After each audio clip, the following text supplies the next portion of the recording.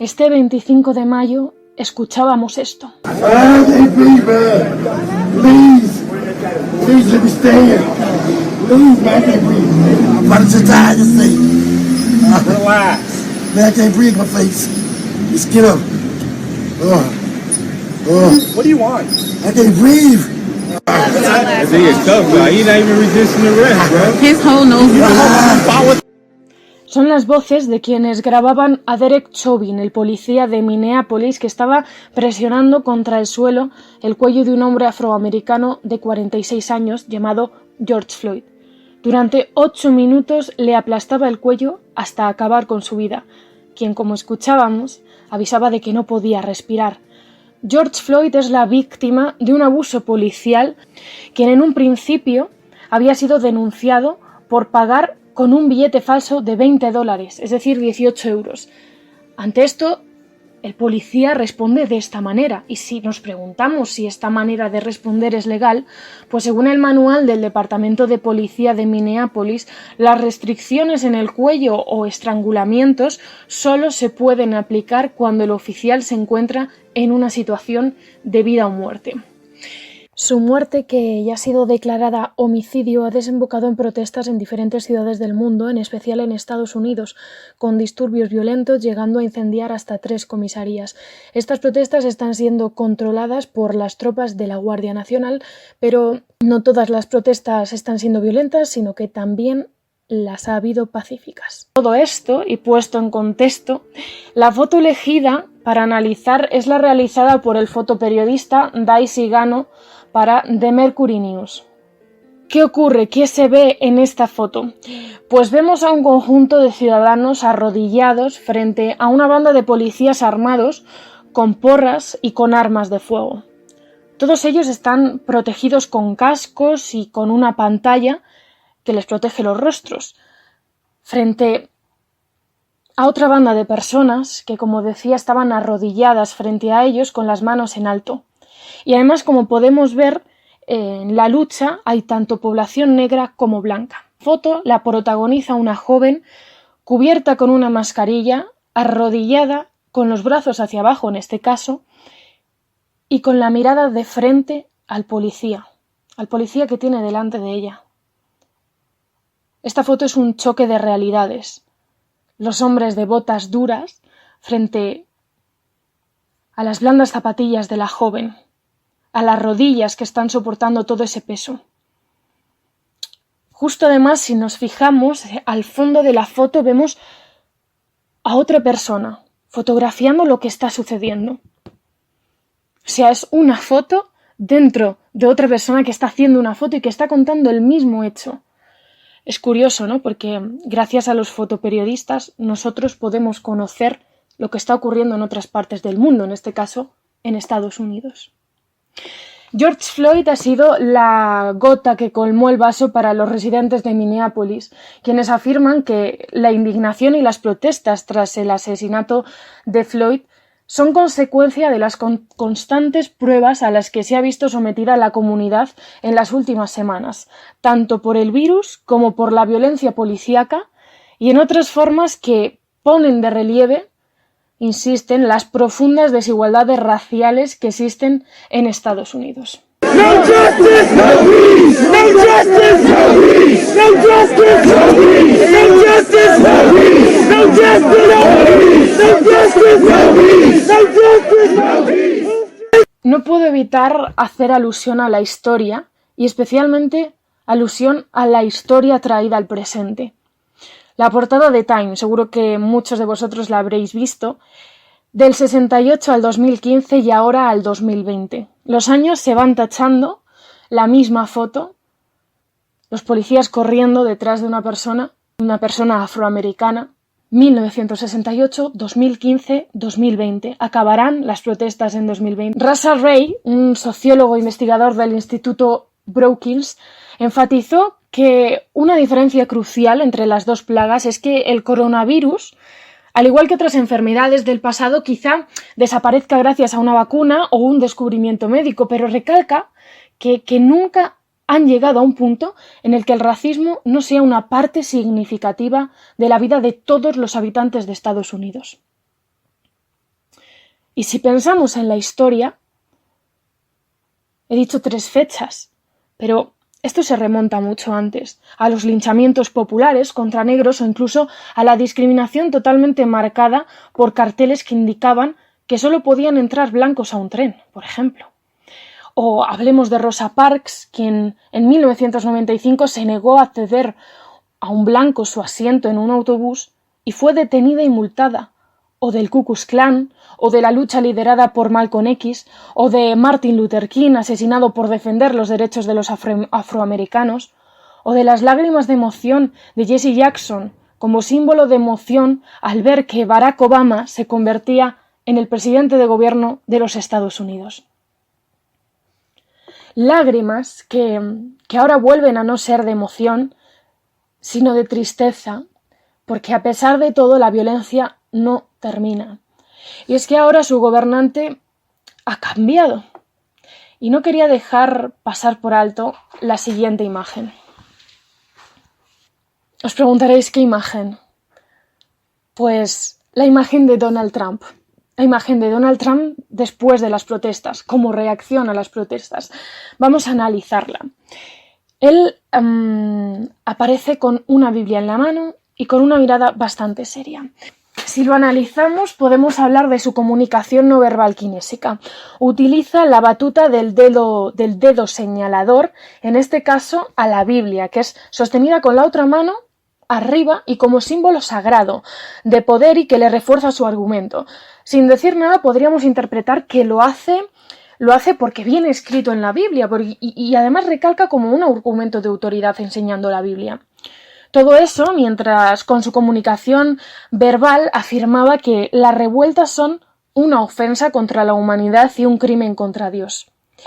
Pero esto no se ha quedado aquí, porque el obispo de la diócesis episcopal de Washington D.C., Maria Mebut, pertenece a la iglesia de San John, le ha contestado y dice que se siente indignado y afirma que el presidente utilizó la Biblia, que para él es el más sagrado texto de la tradición judeocristiana y una de las iglesias de su diócesis, sin avisarle siquiera como telón de fondo de un mensaje antiético a las enseñanzas de Jesús y a todo lo que defiende su iglesia.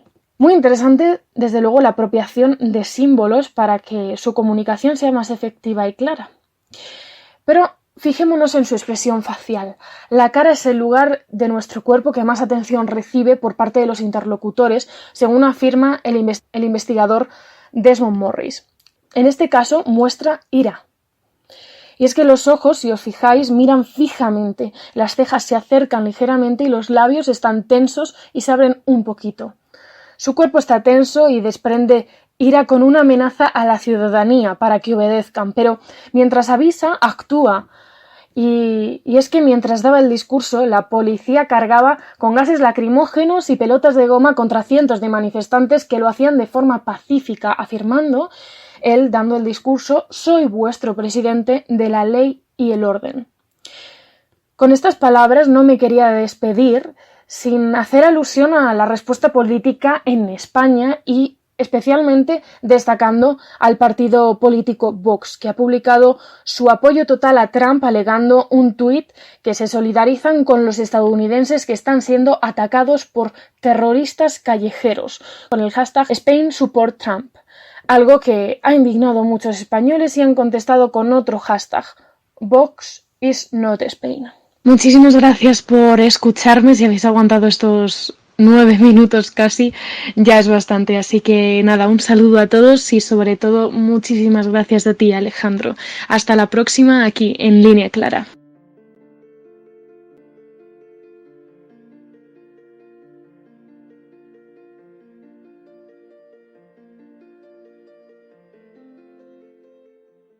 Sergio Pascual, bienvenido a Línea Clara. Un saludo a Alejandro, un saludo a ti y a todos los que te siguen desde Línea Clara. La actualidad viene cargada, tanto en España como a nivel internacional, con las protestas en Estados Unidos. Empezamos precisamente por ahí. Hemos escuchado las noticias, las fotografías de María Aramendi. Precisamente habló de estas revueltas en Estados Unidos, de estas protestas causadas por el asesinato de ese joven de color hace apenas unos días. Y te pregunto por las protestas a consecuencia de bueno, de esta brutal detención que acabó con el fallecimiento de este individuo. ¿Cómo ves la situación en Estados Unidos, Sergio? Bueno, en realidad estas protestas, por desgracia, no son las primeras de las que tenemos conocimiento, ni probablemente sean las últimas, ¿no? La situación de apartheid de facto, de exclusión a todo un sector importantísimo de su propia población, de su propia ciudadanía en Estados Unidos, son una constante desde el propio nacimiento de Estados Unidos como nación, ¿no? Y por desgracia, los pasos adelante que se vieron en la ciudadanización de quienes durante demasiados siglos fueron esclavos no se han completado, no ha habido un proceso de inclusión suficientemente voluntarioso, por decirlo de algún modo, como para que efectivamente no suceda lo que sigue sucediendo, y es que hay pues un sector de la población que entiende que la minoría enorme de negra no tiene por qué tener sus mismos derechos, y esto acaba estallando en conflictos sociales recurrentes. Yo creo que Estados Unidos tiene que mirarse seriamente como sociedad y acometer de una vez por todas una solución que urge, ¿no? Y es la de acabar con esa desigualdad social brutal que lo asola.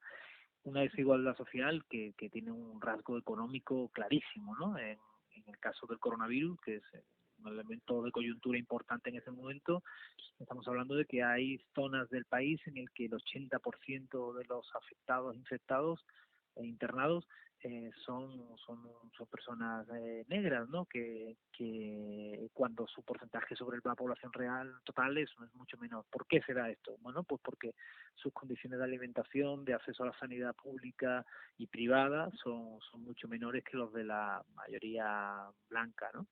Y esto, bueno, pues se repercute en el nivel de hartazgo de una población que ha dicho de nuevo enough, ¿no? Como hemos visto, ¿no? Basta, ya es suficiente, ¿no? No podemos más, ¿no? Y yo creo que el mundo se solidariza, ¿no? Con esa población que se ve insultada además por un presidente que, bueno, pues que hace caso omiso de sus reclamos, y que no solo eso, sino que amenaza con ilegalizar como terroristas a quienes se oponen a los fascistas. Precisamente por esa cuestión te iba a preguntar ahora. No sé qué opinión tienes al respecto, aparte de que de la declaración por Twitter, que nos tiene muy acostumbrados a ellas, el presidente Trump, de su intención de querer catalogar como terroristas al movimiento Antifa.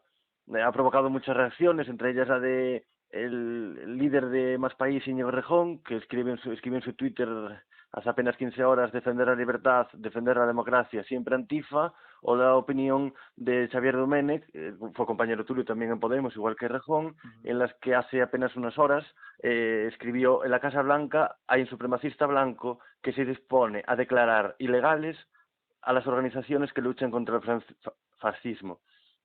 ¿Cuál es tu opinión, Sergio? ¿Cómo ves esas declaraciones o esa intención del presidente Trump? Bueno, por desgracia estamos casi empezando a acostumbrarnos a las salvajadas del presidente Trump, y es extremadamente grave, ¿no? Porque estamos ante un personaje que tiene el poder de la nación más poderosa de la Tierra, la que más invierte en gastos militares. El 50% de los gastos militares del planeta son de Estados Unidos, y acaba de decir, sin que se le caigan los anillos, ¿no? Como se dice en mi tierra, que los 16 millones de soldados americanos que lucharon contra el fascismo y que eran soldados antifascistas en la Segunda Guerra Mundial serían terroristas bajo su propio mandato, ¿no? Digo para contextualizar, ¿no? La tamaña salvajada de este personaje, ¿no? Bueno, evidentemente estamos ante un fascista en el trono más poderoso de la Tierra, del mismo modo que tuvimos un fascista en los años 30 en una de las naciones más poderosas de Europa, como era Alemania. Es así de sencillo y así de claro.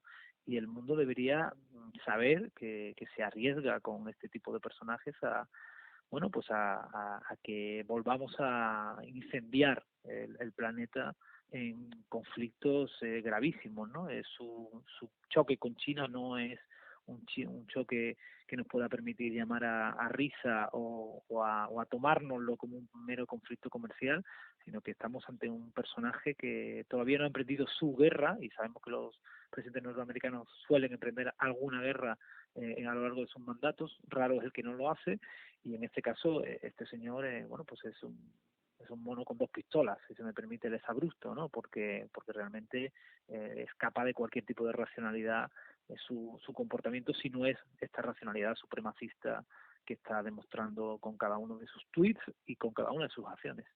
La guerra de Trump quizá sea contra el antifascismo y retratado en una mujer de color negro.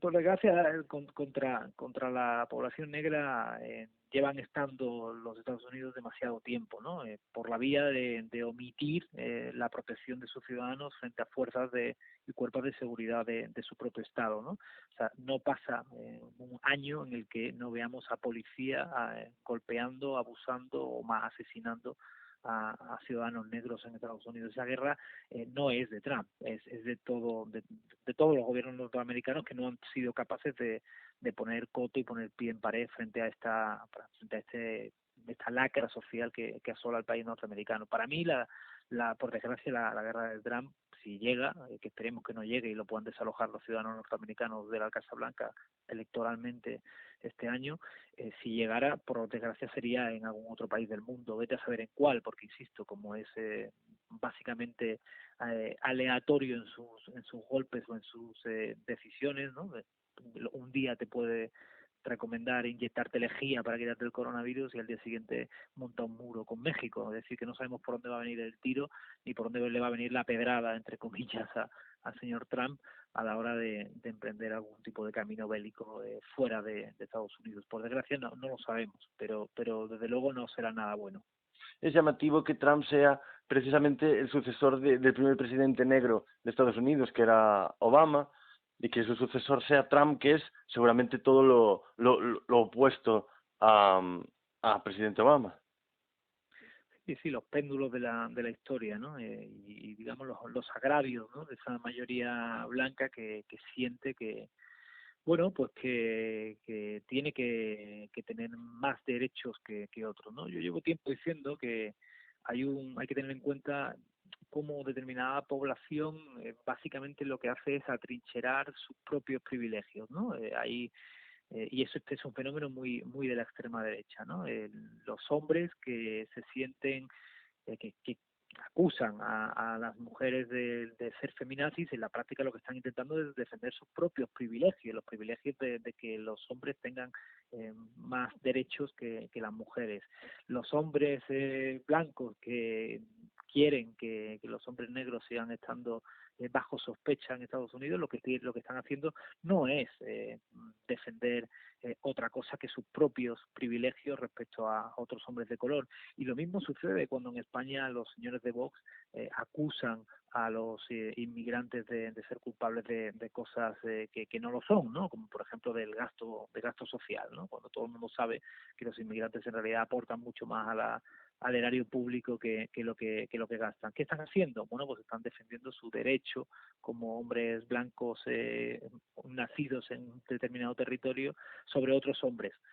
Son básicamente sectores que defienden privilegios, y así hay que decirlo. Frente a quienes apostamos por la igualdad de derechos, hay quienes apuestan por los privilegios y la desigualdad en derechos. Y este es la verdadera esencia del fascismo. Esta es la verdadera esencia de la extrema derecha, que en este momento tiene un presidente en Estados Unidos, tiene otro presidente en otro país enorme como es Brasil, y en Europa también tiene su presencia en lugares como Hungría con Víctor Orbán, y en España está desgraciadamente creciendo con el partido Vox. Pasamos a la actualidad española, también viene muy cargada. Hoy hace 2 años de la moción de censura que aupó a la presidencia del gobierno a Pedro Sánchez. No sé qué valoración haces de estos 2 años de presidencia de Sánchez. Bien, es cierto que con un proceso electoral de por medio que terminó con la formación del gobierno actual, que es un gobierno, como sabemos, de coalición, el primero desde la República. Bueno, yo creo que por un lado Lo primero es que la moción de censura, sobre todo lo que hizo fue derribar al señor Rajoy, ¿no? Y porque recuerdo estar en el hemiciclo, ¿no? En aquellos días y parecía que el Partido Socialista no quería llegar al poder por esa vía, ¿no? Yo creo que consciente de la fragilidad de sus apoyos parlamentarios en aquel momento, ¿no?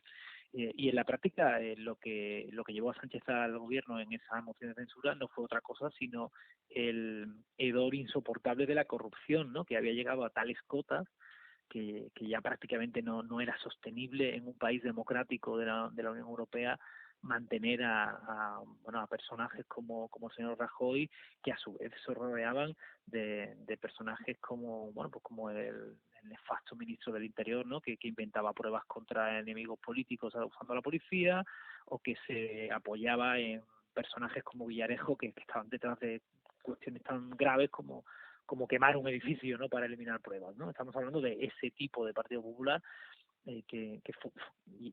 como el partido que cayó con esa moción de censura. A partir de ahí lo que hemos visto desde mi punto de vista es la latinoamericanización de la derecha española. O al menos la hemos visto en acción, ¿no? Porque siempre ha sucedido desde el regreso a la democracia a España, ¿no? Y lo que acontece es que la derecha española, en lugar de aceptar la alternancia democrática y entender que si pierdes las elecciones, ya te volverá a tocar, ¿no? Porque este es el juego de la democracia. La derecha española, cuando la izquierda gobierna, ya sea la izquierda en solitario o máxime la izquierda del Partido Socialista junto a la que nunca había tocado el poder, como es la izquierda a la izquierda del Partido Socialista de Podemos, lo que hace es calificar de ilegal o de intolerable ese gobierno y disparar todas sus baterías contra él. Y todas sus baterías son muy poderosas, porque en el caso de España, recordemos que la derecha, que gobernó durante 40 años asolando a la izquierda, nunca perdió ningún tipo de privilegio en la transición, y por lo tanto muchos medios de comunicación responden a sus intereses. La oligarquía económica y financiera evidentemente es heredera del franquismo, porque no varió ni un ápice, y por otro lado el Partido Popular, que fue fundado por herederos del franquismo, como todos sabemos, también tiene esa matriz que le hace intolerable que haya un gobierno que no sea el de ellos, ¿no? Hay una patrimonialización evidente de las instituciones por parte de estos señores que no soportan que sean otros los que gobiernen, y esto es un rasgo profundamente antidemocrático, en tanto en cuanto no seamos capaces de superar, quiero decir, en tanto en cuanto no haya una derecha democrática, verdaderamente democrática, genuinamente democrática, que se crea la democracia y por lo tanto que se crea que su papel de oposición no es derribar al gobierno, sino señalar aquellas cosas que fallan. Mientras eso no suceda, en España tendremos una democracia media. Si nos fijamos en los últimos meses de esta legislatura, de este gobierno de coalición, PSOE, Unidas Podemos, dentro está Izquierda Unida, está como Podem, está el partido Podemos dentro de este gobierno. Los últimos meses vienen marcados por la crisis del COVID. ¿Cómo ha sido la gestión de esa crisis, Sergio? Bueno, yo la conozco como si un ciudadano más que se informa por los medios de comunicación, ¿no? Y bueno, pues tiene la suerte de poder hablar con algunos compañeros que siguen el partido y en otras situaciones, ¿no? de gestión. Y yo honestamente creo que el gobierno de España lo ha hecho tan bien como podía hacerlo cualquier gobierno a medida que iba recibiendo la información que recibía, ¿no? Información que en el caso de otros países ha derivado en decisiones francamente nefastas, ya sea por incredulidad respecto a lo que los científicos trasladaban, o ya sea por defensa de los intereses económicos en lugar de los intereses sanitarios, ¿no? Pensando que estos dos no estaban estrechamente vinculados.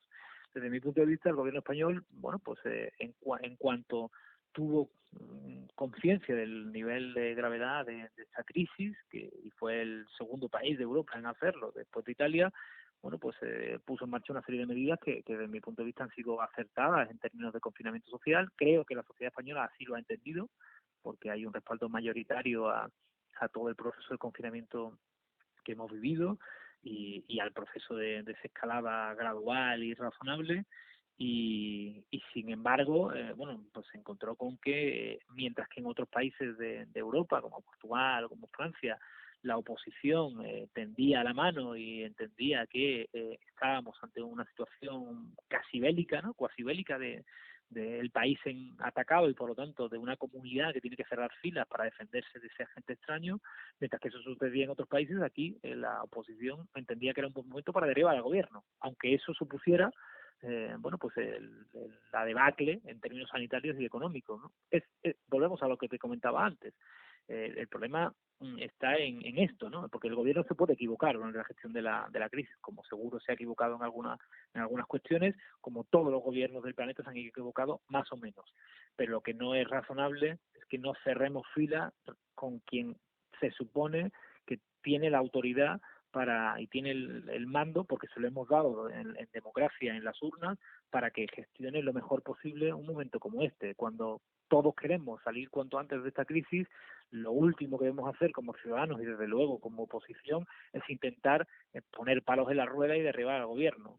Es genial que le señalemos aquellas cuestiones que son errores, pero lo que no es razonable es que nos dediquemos a tirar piedras a ver si somos capaces de descalabrar al piloto que nos tiene que hacer aterrizar en un momento de aterrizaje forzoso, si se me permite la metáfora, ¿no? El gobierno en minoría parlamentaria tiene que pactar bueno, con sus socios de gobierno, pero en las últimas semanas parece que no solo se centra en llegar a acuerdos con Esquerra Republicana o con Más País o con Compromís, sino que además, o con el PNV, sino que además abrió el abanico la posibilidad de llegar a acuerdos, y así lo hizo con el Partido Ciudadanos. Hasta entonces, opositor firme y duro ante lo que ellos llaman el sanchismo, ¿no?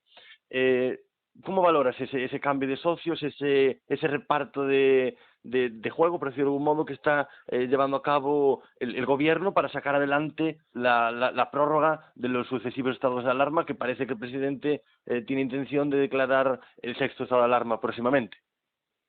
Bueno, yo creo honestamente que no hay un cambio de socios por parte del gobierno. Lo que nos encontramos es con que distintos partidos políticos que están representados en el Congreso han variado su perspectiva y su posición política respecto a esta crisis del COVID. ¿Qué quiero decir con esto? Bueno, que mientras el gobierno está haciendo lo que tiene que hacer, que es volver a declarar otro estado de alarma más, porque si no podríamos estar viajando entre provincias y, bueno, estamos hablando desde Galicia, podríamos tener mañana a centenares de miles de madrileños que desean venir a la playa y mañana se ocupan Sanxenxo, el Grove y el resto de playas de por acá, porque se pueden mover con total facilidad, a pesar de que todavía Madrid está en una situación de grave, digamos, riesgo epidémico. Para evitar eso solo se puede hacer una cosa, que es declarar estado de alarma, que es el que te permite, en una situación excepcional como esta, suspender un derecho básico como es el de movilidad, la libertad de movimiento de los ciudadanos. Ante esa situación ha habido un partido de derechas, claramente de derechas, y en lo económico, digamos, de derecha liberal dura, que ha entendido que la defensa de la salud debía estar por delante de su posición ideológica. Ese partido se llama Ciudadanos y ha optado por apoyar el estado de alarma porque entendía que se estaba votando el estado de alarma, no cualquier otra cosa. Y eso no es una decisión del gobierno, es una decisión de Ciudadanos. Y por otro lado, frente a esa decisión de Ciudadanos, que me parece valiosa, nos encontramos con otra decisión decepcionante, en este caso de la Esquerra Republicana de Cataluña, que cuando estamos discutiendo sobre esta cuestión, sobre la cuestión de si hay que minimizar el riesgo, permitiendo que el gobierno tenga, bueno, pues se adopte las medidas que tienen que adoptar en materia de regulación de la libertad de movimientos, bueno, pues decide que que para ellos no es el momento de hablar de esta situación, sino que es el momento de hablar sobre la continuidad de la comisión para la resolución del conflicto en Cataluña. Yo la verdad es que no lo entiendo y bueno, aunque estoy radicalmente en contra de la situación de la situación de cárcel de quienes simplemente estaban pretendiendo que el pueblo catalán pudiera votar, aunque estoy, insisto, en contra de esa situación de cárcel, no me parece que Esquerra Republicana de Cataluña perdió una ocasión fantástica de priorizar lo que para todos los españoles y también todos los catalanes era prioritario en este momento, que no era otra cosa sino la salud y enfrentar este problema serio de sanitario y económico en nuestro país, ¿no? Y insisto, esto no quita que crea que la gobernanza del proceso de desescalada deba estar en manos de las comunidades autónomas, que son las que mejor conocen cómo está la situación en el país. Se mantenga la coordinación, pero que la gobernanza recaiga en ellas, ¿no? Como han venido pidiendo, por ejemplo, el PNV, que no ha llegado nunca a votar en contra, a pesar de que tenía demandas concretas. Pero la situación, digamos, la decisión de Esquerra, desde mi punto de vista, no era razonable, no fue razonable en aquel momento. Ellos tienen sus razones, las han explicado, a mí no me convencieron, desde luego. Una de las noticias del día es valorable, si es la noticia del día o es simplemente una de ellas, es la que desvela el ABC en su edición digital y titula así: Irene Montero, el 9M, entre comillas, la bajada de cifras el 8M fue debido al coronavirus, pero no lo voy a decir. En estas declaraciones, la ministra de Igualdad, Irene Montero, hace referencia en una conversación off the record con la ETV, la televisión vasca, con una periodista que a parecer fue grabada. Ella, yo creo que lo desconocía por el tipo de comunicación que tiene y por las palabras que dice, ¿no? Y con la libertad que se expresa en la que dice que no quiere decir eso en la televisión, y se lo comenta ella, ¿no? Que las cifras de asistencia fueron menores, ella creía que por el coronavirus. Luego hace referencia a que, que otros países están tomando medidas drásticas y que es limitada la capacidad de controlar la enfermedad. Asimismo, hace referencia, a un temor que ella tiene a que el día anterior, esta conversación fue el día 9 de marzo, el día anterior a la manifestación, hubo gente que se acercó a ella, queriendo saludarla, queriendo besarla. Bueno, parece ser que eso le incomodó o la incomodaba y le procuraba cierto temor, y hace hincapié en que a su hija, le tocaban con la mano, y ella dice en esta conversación, no, con la mano justo no. ¿Qué opinión te merece esta noticia, Sergio? Estas declaraciones off the record de la ministra Irene Montero el 9 de marzo a la periodista de TV. A ver, yo creo que en general el oficio periodístico, y tú lo sabes bien, ¿no? Estamos en una entrevista, la clave del impacto y del efecto que tiene sobre la sociedad en la que pretende publicar no es la priorización que hace de los múltiples eventos que tienen lugar, ¿no? Por suerte vivimos una sociedad compleja en la que suceden muchas cosas al cabo del día y hay algunas cosas que son más prioritarias que otras, y los periodistas tenéis la función, digamos, de ordenarnos esa actualidad para que no nos perdamos nada importante y para que nuestra atención no se distraiga hacia cuestiones que no son las verdaderamente relevantes solo por el interés de unos pocos, ¿no? Yo creo que en este caso estamos ante esa situación, ante el interés manifiesto de unos pocos por desviar la atención hacia una manifestación en la que, pues básicamente lo que estaba haciendo era pedir y exigir que se siguiera avanzando en materia de igualdad en nuestro país.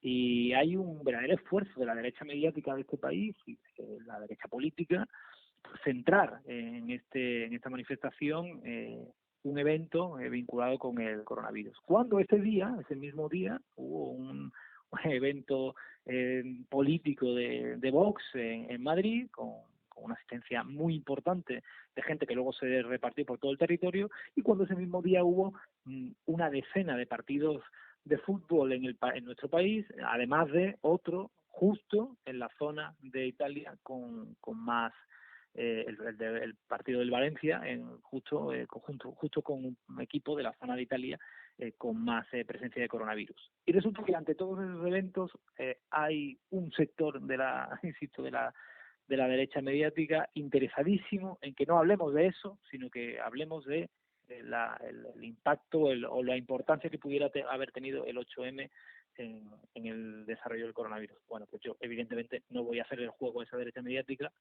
Creo que, insisto, que habrá habido múltiples factores para provocar el impacto impacto del coronavirus en España tal y como se ha desarrollado, múltiples impactos, y estoy absolutamente convencido de que si hay que poner uno en el frontispicio y hay que hablar de uno más que de otros, hablaría más del partido del Valencia y no de esta manifestación, ¿no? Como dice Sergio, así es. Ese fin de semana hubo partidos de fútbol, hubo teatro, hubo cine, hubo hasta un acto de box en Vista Alegre. Pues fue un fin de semana normal. La pregunta que se me viene a la cabeza es, ese fin de semana tendría que haber sido un fin de semana normal, o el gobierno debió haber o pudo haber previsto que el 9 de marzo la situación sería tan grave como para escribir a la OTAN y empezar a tomar decisiones como la de unos días después, el mismo viernes en Galicia de esa semana, que se cerrasen los bares por la noche, que no hubiese colegio, mejor dicho. No sé, el gobierno, ¿qué responsabilidad tiene en esa decisión de permitir que fuese un fin de semana normal? Yo estoy absolutamente convencido que el gobierno tomó las decisiones drásticas que tomó tan pronto supo que había que tomarlas. Pero absolutamente convencido. Es más, yo tuve algunas reuniones en Madrid en esos días posteriores al 8M y evidentemente con quien me reunía no temía por la expansión del virus, pues si no, entre otras cosas, no me habría reunido con ellos, ¿no? Y eso demuestra, me demuestra las claras, ¿no? En el plano personal, pero digo que hay múltiples demostraciones de esto, que el gobierno tomó las decisiones cuando supo que tenía que tomarlas, como el resto de los gobiernos del mundo, por otro lado, O sea, el hecho de que ningún gobierno haya sido capaz de anticiparse a esto nos dice mucho sobre las dificultades que tenía preverlo.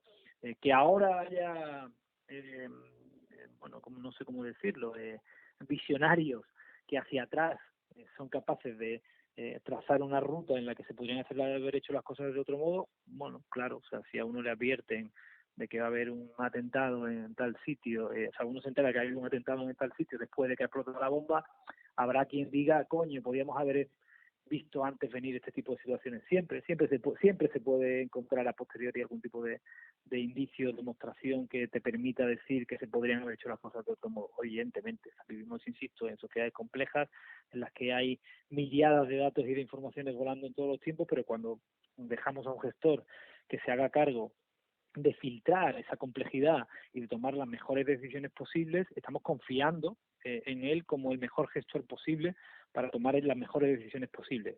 Si lo que hay que hacer es evaluar eso, si se han tomado las mejores decisiones posibles por el mejor gestor posible, yo diría que sí, que este gobierno, o al menos a mí me lo parece, este gobierno ha tomado las mejores decisiones posibles en un contexto súper complicado y en el que y como resultado estamos teniendo pues un país que se está recuperando a un ritmo mejor y mayor y sin menos rebrotes que otros países, y en el que hemos sido capaces de contener un brote extremadamente virulento mejor que otros países. Eso es lo que yo puedo evaluar, los hechos tal y como se han ido dando.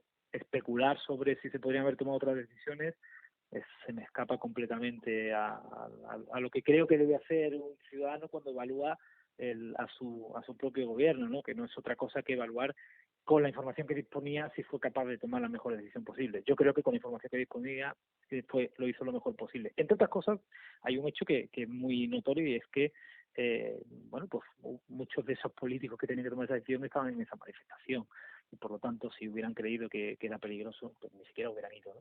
Así de sencillo, ¿no? Incluyendo políticos de otros partidos políticos, que ahora están diciendo que esos partidos, que esta manifestación pudo ser un riesgo. Te referías, Sergio, al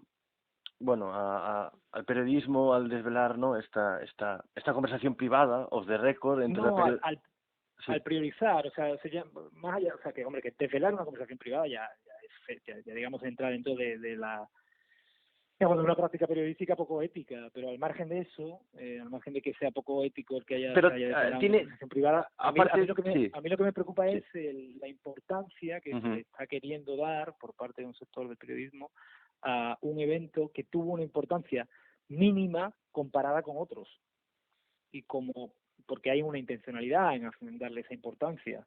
y no darle importancia al partido del Valencia? ¿Por qué no los medios de comunicación no gastan la misma saliva y el tiempo y los titulares en darle importancia al partido del Valencia o al evento de Vox? Bueno, pues hay una razón política detrás de que se gaste más saliva, más tiempo y más recursos en darle importancia a un evento que a otro, ¿no? Eso es lo que yo estoy señalando. Sí. Y me niego a entrar en el juego de las prioridades de terceros. No es, desde mi punto de vista, podemos dedicarle todo el tiempo que queramos a hablar, pues esto, de cuánto influyó el acto de Vox o el acto o el partido del Valencia en la propagación del virus, o si se podía haber evitado o no. Pero vincularlo causalmente a los eventos del... O el del Atlético de Madrid en Liverpool. Claro, eso es, exactamente. Exactamente, pero vincularlo a los eventos del 8M a mí me parece que no responde sino al interés de un sector concreto, ideológico, ¿no? del mundo político / periodístico, que yo no comparto, por lo tanto que no voy a ayudar, al que no le voy a ayudar a propagar esa priorización, ¿no? Esta noticia la publica la ABC, pero como decíamos es una conversación off the record entre la periodista Leire Torre Martínez de Euskal Telebista del programa En Jaque. Esa conversación es previa a la entrevista que se hizo posterior a la ministra Irene Montero. Mi pregunta anterior la quería enfocar hacia ya no la cuestión ética, que es valorable y que creo que desde un punto de vista político es menos importante, pero sí la cuestión política. Esto es una filtración. ¿A qué intereses responde? Porque la publica la ABC, no la publica Euskal Telebista. ¿Quién le hace llegar esa información a la ABC, ese vídeo? O sea, insisto, o sea, no tengo ni idea. Lo que sí sé es que quien sigue intentando que el 8M sea el centro del debate tiene un interés político claro, que en este caso es, pues muy similar al que tiene el partido Vox, ¿no? O el Partido Popular para derribar a un gobierno que lo que está intentando en este momento es defendernos.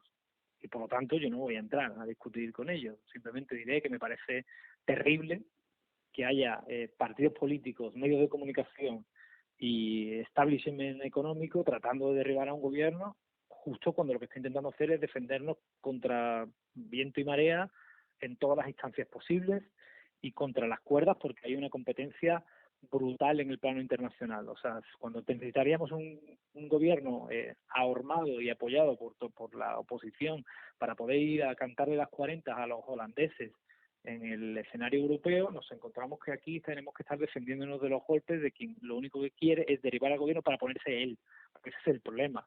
Ni siquiera hay una cuestión ideológica, hay una cuestión de puro poder. Aquí la derecha mediática no soporta que la izquierda esté en el poder y por lo tanto tiene que derribarla para sustituirle, poner y situarse ella y mantener, digamos, la patrimonialización de las instituciones, que es su leitmotiv existencial desde que hay democracia. Para terminar el tema, hago referencia a dos reacciones que se produjeron hace pocas horas. Una de Ramón Espinar, es diputado de Podemos, es secretario de la Comunidad de Madrid de Podemos, ¿no? Dice en su Twitter: la campaña de la derecha para culpar al feminismo de la pandemia global es de traca. Coincide con tu opinión. En un momento en el que el país debe remar fuerte, han roto la unidad desde el minuto cero. En referencia al vídeo dice: por torpes que sean las palabras de Irene Montero, que lo son, es impresentable. Supongo que se refiere a la publicación del vídeo y a atacar al 8M, etcétera. ¿Compartes esa opinión? ¿Las palabras de Irene Montero son torpes, como dice Ramón Espinar? No, ni siquiera las he visto. O sea, que o sea, Ramón Espinar es un compañero que estuvo en el partido. Yo creo que ahora no sé si sigue siendo.